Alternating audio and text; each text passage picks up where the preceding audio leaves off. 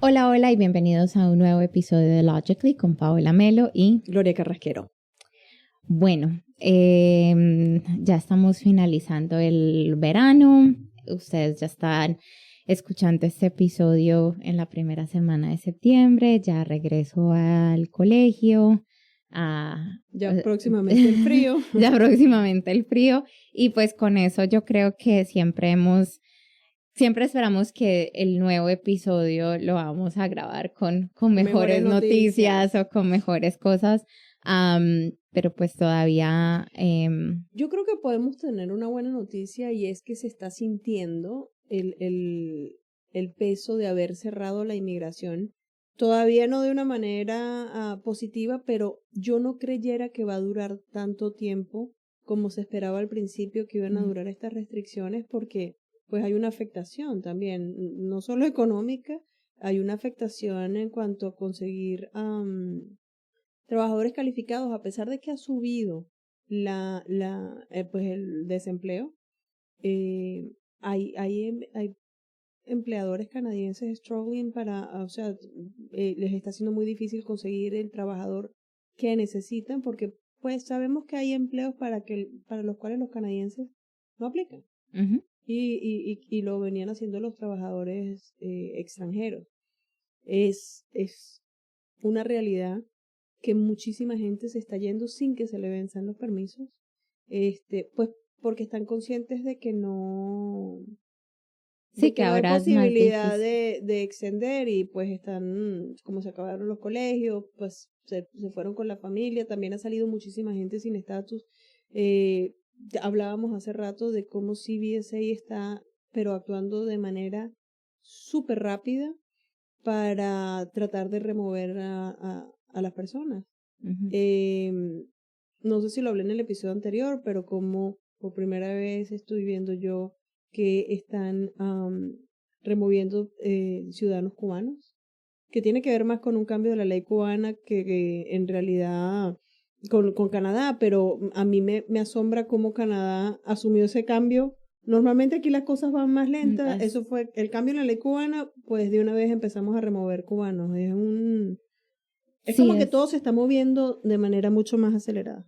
En algunas cosas, no significa en todo. No, o sea, para remover, para sacar no para a aprobar. personas ni para aprobar, y eso nos lleva a un artículo que estaba a una de las conversaciones o actualizaciones, o más bien como este episodio vamos a hablar de todo un poquito, es hay todavía, parecemos un disco rayado, todavía hay un backlog significativo, o sea, un retraso significativo de casos en el sistema, y el gobierno con sus mandatos, con sus cosas, ha creado una presión para que ellos tomen decisiones, para que reduzcan la cantidad de casos en espera de decisión. En la espera y todo, y entonces eso ha llevado, que nosotros ya lo veníamos viendo, pero ya están las noticias, todo, donde para disminuir eso estamos viendo el incremento de negaciones no decir, está en todos los listserv, y como hablabas tú, está hasta un artículo en el Toronto Star de que básicamente lo que estamos viendo es negación tras negación en las solicitudes de visas de visitantes, y todas negadas por el mismo motivo, sin ninguna explicación. Y uno de los motivos que dice la carta es porque no tiene fondos suficientes, pero eso es: si usted tiene $1,000, tiene 20,000, tiene 50,000 o tiene 100,000, usted no tiene fondos suficientes para visitar Canadá últimamente. Sí, creo que la mayor crítica que se está dando, por lo menos de parte de los grupos de abogados, y por lo menos ya se hizo una carta donde se está haciendo lobby porque, o sea, la posición de nosotros como profesionales es: sí, tú estás en todo tu derecho de negar, o sea, no es el aplicar a una visa de turismo, de trabajo, de estudio, de lo que se llame. Es como cuando a uno le tocan la puerta a la casa a uno, tú puedes llegar ahí a esa puerta con la intención de que te inviten y entres y pases y pases el momento, pero como el que está recibiendo esa tocada de puerta no significa que tú estés en la obligación, pero lo que sí en esa analogía es como que si yo no te voy a permitir la entrada, ok, dame una razón justificable por el no. Y ahorita estamos viendo de que no, que hasta en aplicaciones que se deberían de aceptar, porque no hay razón por la cual no aceptarla, o sea, listo, niégamela, pero la están negando con cosas que no son o no la justifican bien. El problema es que es así y es verdad, pues no hay un derecho a que a mí me den una visa para visitar Canadá. Está bien, pero yo sí tengo derecho al proceso y tengo derecho a que me den una razón de negación que sea razonable. Porque volvemos a lo mismo. Yo vengo a visitar a Canadá por 2 semanas y tengo $20,000 para visitarle, que el oficial me diga no tiene fondos suficientes para visitarla, pues lo que le da a esa persona es la sensación de que ni siquiera revisaron los documentos. Sí, y una de las cosas que para mí yo estoy viendo más seguido en una que es más frustrante todavía, es que la aplicación es inconsistente. Y uno comienza a revisar y dice, pero inconsistente, ¿dónde? ¿Con qué? ¿Con qué? Y entonces ahí nos vamos. O sea, si tú no crees que yo tengo suficiente dinero, está bien, dime, no creo que hay suficiente dinero porque en hotel, y eso es algo que nosotros preparamos con las visas, o por lo menos yo siempre le explico al cliente, así usted venga a visitar a su familia, acá el sistema o el canadiense tiende a ser que echa hasta la mamá de la casa si tiene un argumento. Entonces la perspectiva va que si echan a la persona de la casa, usted tiene suficientes fondos o para comprarse su tiquete de regreso al día de mañana, o usted tiene dinero para ir a pagar el hotel. Entonces cuando preparamos la mayoría de las aplicaciones, obviamente que hiciera, por ejemplo, una supervisa, pues uno no hace eso porque ya es el canadiense diciendo yo me hago responsable y tiene que demostrar un income mínimo, o sea, la perspectiva o el lente del análisis es un poquito diferente ahí, pero una visa normal no está, y creo que le ponen mucho peso a que el individuo pueda llevar a cabo con los cargos, así el familiar diga, no, yo le abro las puertas de mi casa o eso, y a veces hasta cuando hay suficiente dinero de los dos lados, estamos viendo esa no es consistente, y uno es como que, ok, dije que iba a venir a visitar mi familia, a hacer esto por 2 semanas, y tiene dinero, y entonces es como súper arbitrario las Totalmente. negaciones. Yo, por ejemplo, puedo dar el ejemplo de un caso que yo tengo, que estas 2 personas que son seniors están casados hace 14 años, pero ella nunca ha tenido la intención y no la tiene. Ella es él es senior, ella es mucho menor que él y tiene muy buen trabajo en República Dominicana y no tiene interés, intención whatsoever de venirse a vivir a Canadá. Él pidió una visa, se la negaron. Yo pido la visa y digo, esta señora no tiene intención, solamente quiere venir por 15 días. Quiere venir a ver dónde vive su esposo desde hace 14 años, su esposo de hace 14 años. Pero él va cada cierto tiempo a República Dominicana. Yo puedo decir que él está 6 meses allá, 6 meses aquí. Está negado. Entonces ahora ellos tomaron una decisión, que es hacer un patrocinio. Que no tiene sentido, porque probablemente ella va a perder esa residencia permanente porque no tiene intención de venirse a vivir a Canadá. O sea, y también ahí en eso, de ese caso en particular, y aquí me voy a lo mismo, mira, normalmente las personas piensan que porque están casadas con un residente permanente, un canadiense, tiene el derecho de estar en el país o tiene derecho a una visa, ahora, y no es así. Normalmente se la niegan porque creen que se va a quedar y va a hacer el patrocinio, pero esta señora tiene 14 años casada, o sea, no han metido un patrocinio en 14 años, no tiene. Es evidente que no tiene intención de venirse aquí. Dale la visa de turista para que venga, pase 15 días y se vaya. Y ahí añadir al insulto que es eso, es frustrante, y de nuevo añadir un insulto, es que se contradice el mismo gobierno, porque hace 2 años con todo esto, y mi frase favorita sí, que a mí es como que todo el argumento de reunificación familiar, que llegan y dijeron, ok, vamos a facilitar lo de las visas para aquellas personas que están haciendo un patrocinio o que han metido un patrocinio o que están casadas con un canadiense y ahí y vas y ves estas cosas que están pasando. Yo he llegado a la conclusión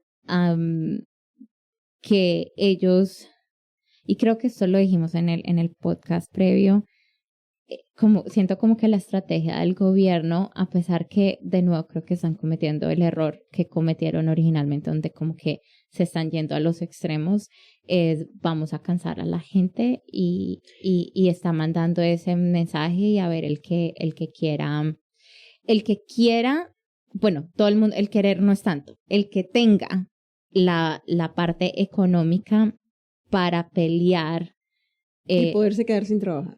Y quedarse sin poder trabajar o por lo menos ahorita yo acabo de dar una opinión donde hicimos una visa, no hay méritos, yo quisiera como continuar con la apelación porque me parece, o sea, como para que les den en la mano a los oficiales la Corte Federal y le diga como que pilas, o sea, que lo que ustedes están haciendo, pero al mismo tiempo uno tiene que ser consciente de los tiempos de procesamiento, el costo, el riesgo y a dónde vamos a llegar, porque y creo que esa es la parte donde es frustrante para muchas personas cuando hablamos de una apelación, el concepto que todo el mundo piensa es, voy a apelar, entonces si gano la apelación significa que voy a tener la visa o voy a tener el sí, que me van a aprobar y entonces ya gané. Y desafortunadamente en el sistema de inmigración y jurídico de una apelación gastas $5,000 más de dólares en una apelación, esperas 1 año y medio mínimo a 2 años para que tu día en corte o el ganar es que un juez te dé la razón a ti, pero lo regresan a que reabran el caso y que un nuevo oficial te reexamina y una nueva decisión. Corriendo el riesgo de que te la vuelvan a negar por el mismo nonsense. Por lo mismo y ya perdiste 2 años, $5,000 más de dólares dependiendo la complejibilidad del caso. Todos los gastos para 2 años, 3 años después estar en el mismo lugar donde estás. Entonces se vuelve un balance de, ok, vuelvo y aplico y entonces puede ser más rápido. Cuando son malas las negaciones, creo que vale más la pena volver a aplicar y como hacer tu apelación dentro de esa nueva aplicación con la esperanza de que si le paren más bolas o hacerla más difícil y poder llegar a un acuerdo con el fiscal, pero de todas maneras para llegar con un acuerdo, tratar de negociar con el fiscal, antes lo podíamos hacer como coger el teléfono, un email, oye, el problema está re mal, pero ahorita ellos están tan saturados. Exactamente, eso te iba a decir. Que te están mandando a hacer todo el proceso. Para ellos ganar tiempo. Pero no solo ellos están saturados, porque ya ellos se estaban saturando, pero tú conseguías que tú iniciabas un JR, que pues es una revisión judicial, y por lo menos la oficina de administración de la corte te devolvía el mismo día sellado tu escrito diciendo ok, fue aceptado y ya comenzó el proceso. Ahora tardan como 1 mes en mandártelo con fecha de cuando tú lo introduciste. Entonces, o sea, ¿qué? O sea, vamos. Pero es que yo creo que se ha quintuplicado los casos de inmigración en relación al año anterior. Entonces, y son los mismos jueces. No, la verdad es que, y son los mismos jueces que no son solamente para inmigración, son para todo. Entonces, sí, la verdad, no, yo no entiendo cuál es la estrategia, porque está bien.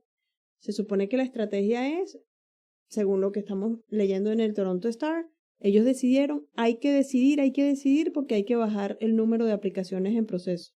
Pero si la decides mal, entonces el backlog de aquí que estás reduciendo, o vuelve un revolving door, reaplicas, o se va para la Corte Federal, que creo que es mucho más grave que tengan ellos un backlog a que lo tenga IRCC. Pero no sabemos cuál es la estrategia, la verdad. Ahí vamos, pero sí es algo importante y yo creo que voy a aprovechar este espacio y para todos, o sea, es como que mantener la fe, pero al mismo tiempo yo diría, y creo que tú lo has dicho previamente, como que pronto Canadá ahorita no es donde poner la mirada y da tristeza porque mandar ese mensaje o decir estas cosas significa que en algún momento ya no vamos a ser una opción y vamos a terminar en el otro extremo. El problema que y yo no veo hemos podido llegar a ese comentario que es lo más válido del mundo es ni Canadá ni ninguna parte. Porque esto que estamos viendo ahorita en Canadá se está repitiendo en Inglaterra. No voy a nombrar al vecino porque pues creo que es público, evidente y notorio. Se está volviendo muy difícil la inmigración. Es como que llegó el momento en donde la gente tiene que mantenerse en su país y esperar. Por ejemplo, venir en estos momentos a estudiar a Canadá es sumamente complicado, por no decir prácticamente imposible. ¿Que esto va a pasar? Seguramente va a pasar. ¿Cuáles van a ser las consecuencias a largo plazo? No lo sé. ¿Qué va a pasar con el interés de la gente en venir a Canadá a estudiar o venir a Canadá a trabajar o lo que sea? Pero sí, se está repitiendo en Europa, se está repitiendo en Estados Unidos, se está repitiendo en Australia, se está repitiendo en Canadá. Creo que Canadá es uno de los países al que llegó más tarde, pero nos consta que este país necesita la inmigración y vive de la inmigración y pues en algún momento esto va a mejorar y no sabemos si vamos a tener la gente tocando la puerta para venir a Canadá. Pues cambiando el tema de las visas de visitante, que básicamente antes de que usted la introduzca están negadas, y del hecho de que están removiendo muchísima gente de Canadá en estos momentos, gente que está sin estatus, la gran mayoría. Queríamos hablar también de los patrocinios. De los patrocinios en el sentido de que pues hay gente que está para ser o en riesgo de ser removida o que tiene aplicaciones de refugio y pues conoce el amor de su vida y también puede hacer un patrocinio. Entonces habíamos hablado de dar el consejo de que las personas apliquen al patrocinio fuera de Canadá. Sí, creo que eso es más particularmente para aquellas personas que están dentro de Canadá ya, que se encuentran aquí con permiso de estudio, con permiso de trabajo, que ya tienen visa de turista, o sea, que se encuentran actualmente dentro de Canadá y ya decidieron por A o por B razón, ok, ya vamos a meter un patrocinio. Cuando la persona estaba acá, independientemente del estatus, pues, bueno, más que todo, sí, independientemente del estatus, siempre decíamos hágalo dentro de Canadá porque había si no había riesgo de deportación. No tanto riesgo de deportación, pero también hablábamos de los tiempos de procesamiento. Claro. O sea, todo estaba, no importaba si lo hacías por dentro, si lo hacías por fuera.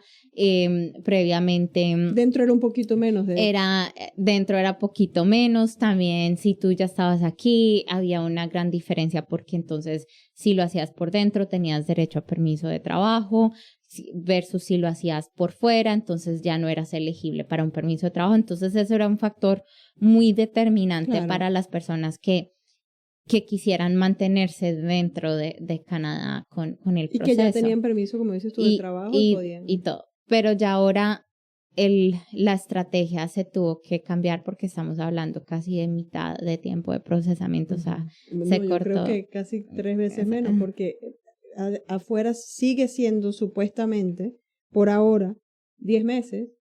Mientras que dentro de Canadá estaba en 34, 32. Sí, la semana pasada subió a 13 meses por fuera. Bueno, porque me imagino que muchísima gente está usando esta estrategia de aplicar. De aplicar por fuera, entonces subió de 10 a 13 meses y por dentro sí se ha mantenido como en los 32, de 32 a 34. 34, un momento subió a 36, volvió a bajar.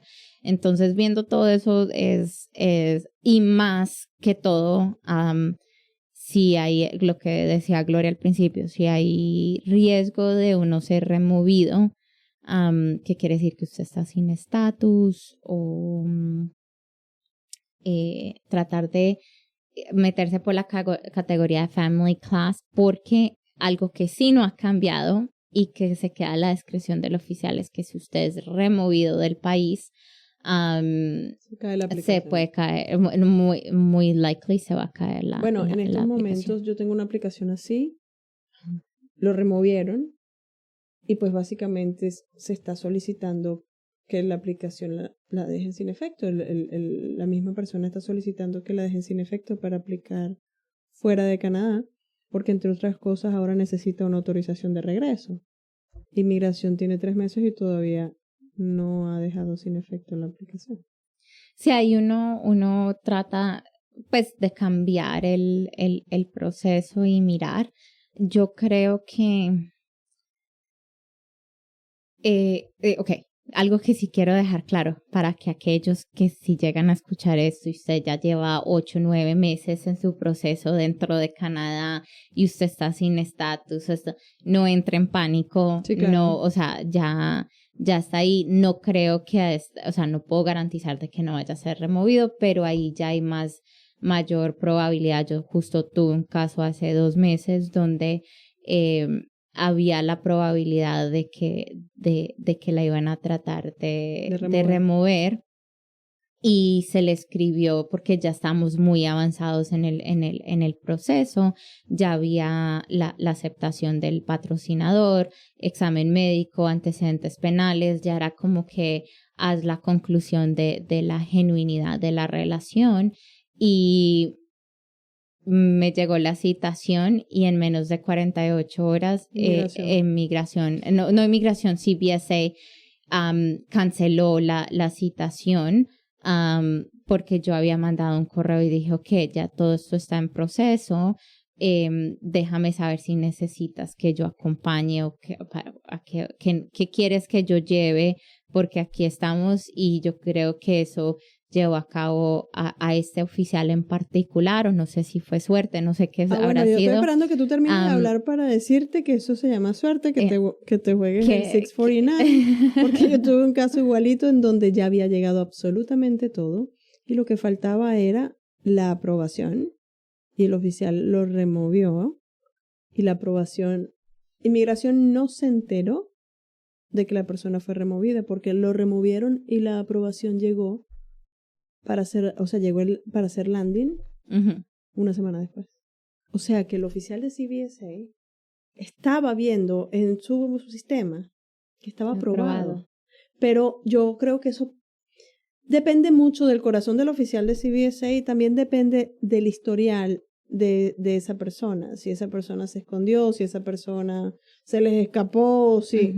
Entonces. Pues sí, ahí yo no sé, pero literalmente en 40, o sea, pasamos de 48 horas de, ok, ya tenemos todo, vamos a tratar de pelear esto, vamos a ver que esté a 48 horas después cancelado todo y eso fue hace un par de meses atrás. Seguimos en la espera, pero por lo menos el cliente sigue aquí y no va a ser removido. Entonces son esas cosas, pero esas son el tipo de charlas, a pesar que son difíciles de tener y de enfrentar. Lo importante es de que, bueno, el cliente sabía que existía este riesgo desde un día cero y pues obviamente uno, por mucho que uno diga las cosas, no siempre se prepara para esos momentos, pero mi estrategia siempre cuando alguien va para esa cita de CBSA es, si usted tiene hijos y si tiene 5, llévese los 5. Y si lloran, déle usted maduro para que llore, para que el oficial vea lo que va a hacer en esa familia, porque pues sacar a un papá o una mamá y dejar al otro con los muchachitos, yo creyera que si ven ese paisaje, desistan de remover a la persona y a veces funciona y a veces no. Sí, no significa automáticamente que siempre va a que siempre va a funcionar. Pero sí. Y bueno, eso es como con los patrocinios.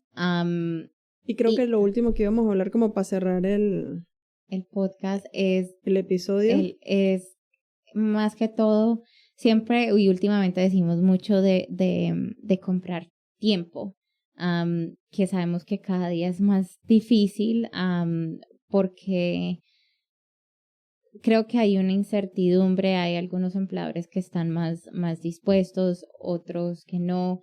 Se va otra vez a lo que tú mencionabas al principio, como que hay algunos empleadores que no pueden encontrar el talento. Si no me equivoco, creo que también hubo una noticia esta semana o la semana pasada de lo mismo, de como que estamos sacando la gente y no tengo quién va a hacer esto o quién va a hacer lo otro. Pero en particular en comprar tiempo, creo que este mensaje es más como para un grupo de personas de las nacionalidades colombianas, peruanas, chilenas, mexicanas, de realmente ver... Costarricense, panameño, todo el que pueda costarricenses todavía revisar el tratado, a ver si el tratado con su país de origen, a ver si tiene algún chance, porque siempre va a ser mucho mejor un tratado que un LMAE. Sí, por muchas razones que las hemos numerado en previos episodios, como que el LMIA ya ahora solamente están haciendo high wage. Entonces, ¿qué significa high wage? Por lo menos acá en Ontario, que estés ganando más de $36 la hora. Y por lo menos eso es lo que hace unos días atrás estaba hablando con alguien y me decía, ok, yo me gano 25 y entonces como llego a 36 iba a quedar muy difícil. Y lo estamos viendo con otros colegas, no por lo menos acá en la oficina, pero lo estamos viendo con otros colegas, donde los empleadores no quieren que las personas se vayan, están dispuestos a pagar lo que sea para que esa persona se quede, y el gobierno está negando los diciendo que está LMIAs ganando mucho, porque está ganando demasiado dinero y que eso no es consistente con la profesión que se está. Entonces, pierde por todos lados. Si ahorita en este momento se queda muy difícil, yo diría, yo lo que sí diría en general es, obviamente si usted está en los tratados de libre comercio son para profesionales y técnicos. Si usted es supervisor de limpieza o está no quiero decir toda la construcción, pero como trabajo general en la construcción, esos tratados claro. no el de Colombia sirven. por lo menos para supervisores en la construcción. Para supervisores en construcción, sí, pero hay que evaluar y cómo organizar todo lo que más se pueda. Pero si usted es una de las... Lo único que yo diría antes de que tú tomes la palabra, Gloria, mi cuestión es de que tengan estas conversaciones con sus empleadores. Y últimamente mucho con lo de los programas provinciales, hubieron ciertos cambios. Escucho muy seguido como que sí, mi empleador me dice que me apoya, pero que no tiene tiempo para hacer en ningún formato ni nada y no quiere dar papeles. Lo máximo que me va a dar es una oferta laboral. Usted ahí no tiene, no hay chance. No hay chance. Entonces, tenga las conversaciones con su empleador lo suficiente temprano para, si van a hacer, por ejemplo, un LMIA, tiene que comenzar eso por lo menos con un año de anticipación para antes de que se le venza el permiso, porque ya ellos tienen una nueva política que 60 días después de que usted haya estado en estatus mantenido desde el vencimiento de su permiso de trabajo, si ellos no encuentran una carta positiva del LMIA, lo van a negar, mientras que antes podíamos aprovechar jugar con ese tiempo y todo eso. Ya ahorita eso no es viable. Sí, el mensaje era más que si usted tiene alguna de las nacionalidades que tienen tratado de libre comercio con Canadá que incluye esta posibilidad de un permiso de trabajo bajo el tratado porque está dentro de la lista de profesionales o de técnicos, ese es la vía a seguir. Olvídese del LMA y esa es la vía a seguir, no solo porque solamente se tramita ante inmigración, no solo porque es más económico, sino creo que ahorita lo más importante es que con todos estos cambios que hubo en el LMA, donde ahora, a menos que estés en una posición gerencial, las parejas no tienen derecho a permiso de trabajo, el tratado, como ya lo contenía dentro del texto del tratado, siguen las parejas teniendo permiso de trabajo, y creo que esto es pues una de las cosas, de las diferencias más grandes positivas que tiene el tratado, más que tiene muchísimas cosas positivas.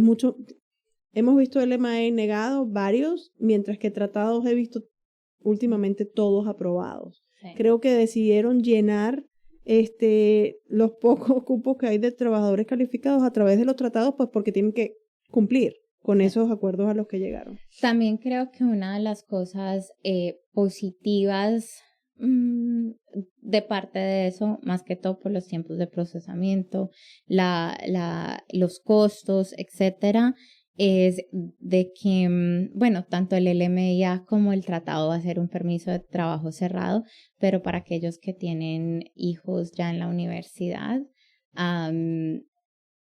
he notado que muchas de las universidades están cambiando su lenguaje alrededor de los pagos domésticos, y son muy específicos que tiene que estar en un post-work permit. Hubo un tiempo donde si tú ya estabas en tu post-grad work permit, tenías un contrato, etcétera, le estaban dando permiso, o sea, dejaban que los hijos pagaran como doméstico, había visto, y ya estoy viendo que les están apretando bastante. Mi experiencia más ha sido con permiso, que lo hacen, pero con permiso de trabajo cerrado, no lo había visto con post-graduation work permit. Creo que no lo habíamos visto con el Postgrad Work Permit, y desde ahorita estoy llegando es porque están negando esa posibilidad. Entonces, ¿qué es lo que pasa? Muchas personas llegaban como estudiantes internacionales, sacan su Postgrad Work Permit, y en esa transición sus hijos pasan de high school a la universidad y estaban pagando como domésticos. No como estudiantes internacionales, pero ya estoy viendo, por lo menos en mi práctica, yo he visto que pagaban como internacionales. Debe depender también de la universidad y todo, pero ese sí, y esa es otra cosa que lo que hablábamos de que ahora se está poniendo más difícil todo. Yo estoy viendo que el wording está cambiando constantemente, por lo menos con los tratados o con tiene por lo menos la posibilidad de cuando se está viniendo con hijos jóvenes adultos, o sea, entre los 18 y 21 años, que todavía se consideran dependientes. Sí, bueno, y ponerlos a estudiar, aparte de costoso, también hay que esperar que las apruebe, o sea, de verdad que está sumamente complicado. Pero vuelvo y repito, el mensaje es, si hay la posibilidad de un tratado, ni lo piense, es muchísimo más beneficioso hacer un permiso bajo el tratado que tratar con un LMA.